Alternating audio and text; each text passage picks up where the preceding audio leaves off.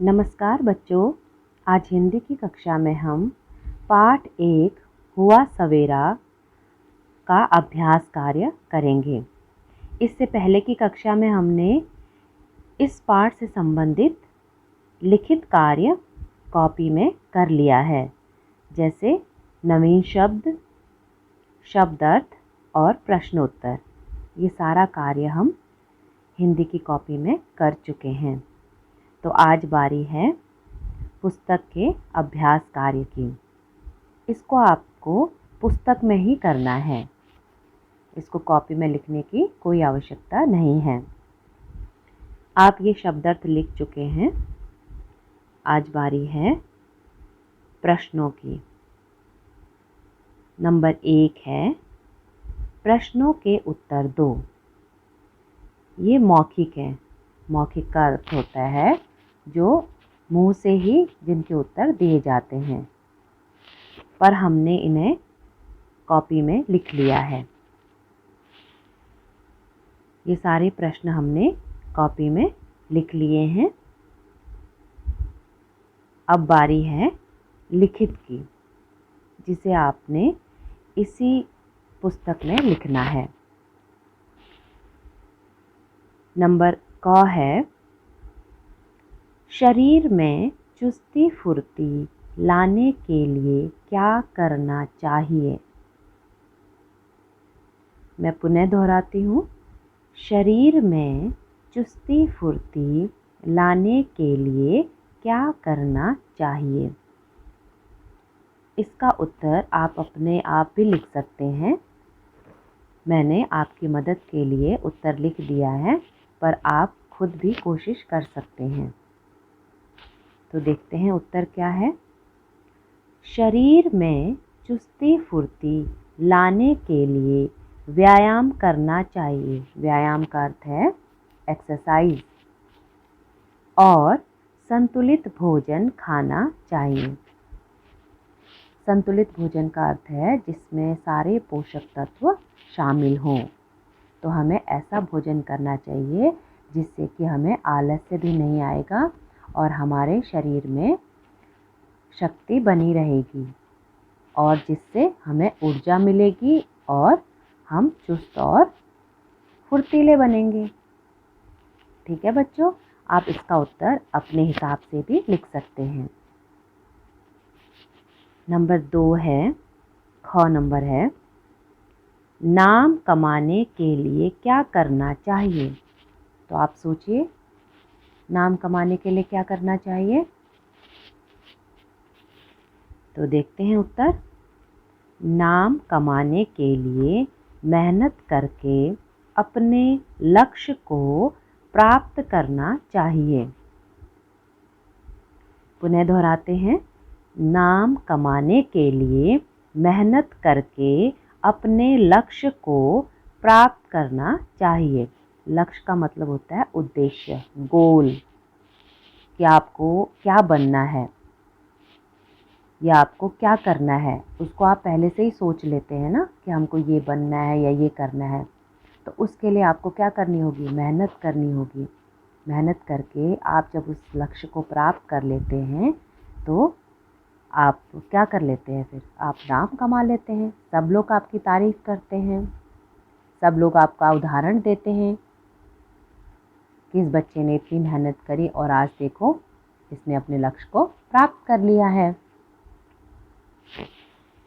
तो चलिए बच्चों, अगला प्रश्न है प्रश्न 2।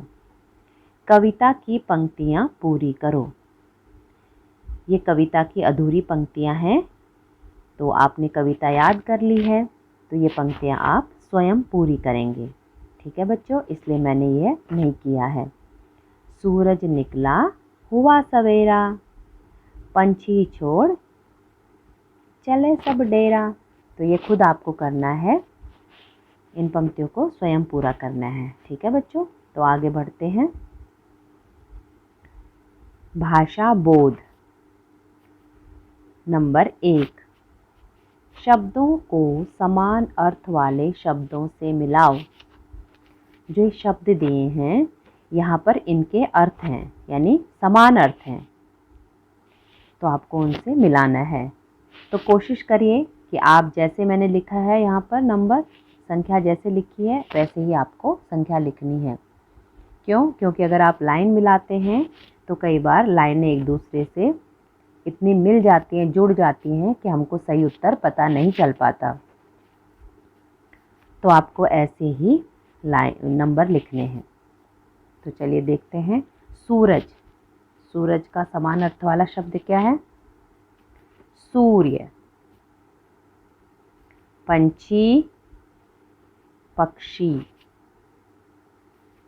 घोड़ा, अश्व।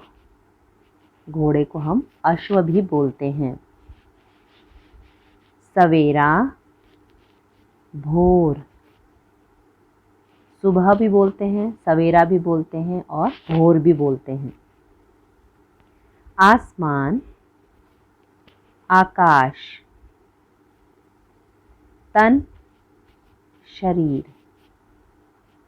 ठीक है बच्चों, इसको आपको ऐसे ही करना है। देखिए, समान अर्थ वाले शब्दों को समानार्थी शब्द कहते हैं।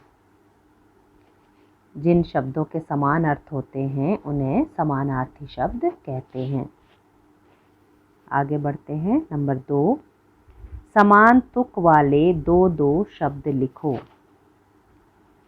तुक वाले शब्दों को इंग्लिश में क्या बोलते हैं? राइमिंग वर्ड्स, और हिंदी में तुक वाले शब्द। इनकी जो अंतिम ध्वनि होती है एक दूसरे से मिलती है उच्चारण करते समय, जैसे लाली, ताली। देखो, एक ही ध्वनि निकल रही है ना दोनों में से। लाली, ताली, ली, दोनों में ली है ना। तो आगे का शब्द आपको स्वयं बनाना है। क्या होगा बताइए? ये मैं बता देती हूँ आपको। माली। अब इसके अलावा बहुत सारे शब्द हैं, इनके अलावा दूसरे शब्द भी आप यहाँ पर लिख सकते हैं। ये सिर्फ मैंने आपको समझाने के लिए लिखा है। आप इनके अलावा दूसरे शब्द खुद सोचकर लिख सकते हैं। छाई, छाई का तुक वाला शब्द क्या है? आई। और अगला आप स्वयं लिखेंगे। तन, मन। देखिए, छाई, ई में बड़ी ई है, आई में भी बड़ी ई है। इसी प्रकार तन, तन में न है, अंतिम ध्वनि, अंतिम वर्ण न है ना, और मन में भी न है। तन, मन। थोड़ा, घोड़ा। तो आगे के शब्द आपको स्वयं लिखने हैं, खुद सोच कर लिखना है। आप पुस्तक को भी देख सकते हैं, पुस्तक में से ढूंढ कर भी लिख सकते हैं। ठीक है बच्चों, तो आगे बढ़ते हैं। नंबर 3, चित्रों के नाम लिखो और पढ़ो। ये चित्र दिए हुए हैं, इनके नाम आपको लिखने हैं। जैसे पहला वाला किया हुआ है, देखो ये क्या है? सूरज। तो क्या लिखा हुआ है? सू धन र धन ज। इनके वर्णों को अलग अलग कर दिया है, वर्ण विच्छेद कर दिया है, अलग अलग कर दिया है। उसके बाद उनको मिलाकर पूर्ण शब्द बना दिया है। तो ऐसे ही आपको करना है। सूरज, सूरज। अब अगला क्या है? मोती, मोती। अगला फूल। यहाँ पर क्या आएगा? फूल। आपको ये खुद लिखना है, जो भी मैंने छोड़ा हुआ है ये आपको स्वयं करना है। ठीक है, आपके अभ्यास के लिए मैंने छोड़ा हुआ है। घोड़ा। तो यहाँ पर क्या आएगा? घोड़ा। और यहाँ पर ये चित्र देखकर आपको जो भी समझ में आए वो लिख सकते हैं। मुझे तो लगा कि ये सवेरा है, पर आपके विचार कुछ अलग हैं या आपको कुछ और दिखाई दे रहा है तो आप वो भी लिख सकते हैं। ठीक है बच्चों, क्योंकि ये पाठ से संबंधित है इसलिए मैंने सवेरा लिख दिया है।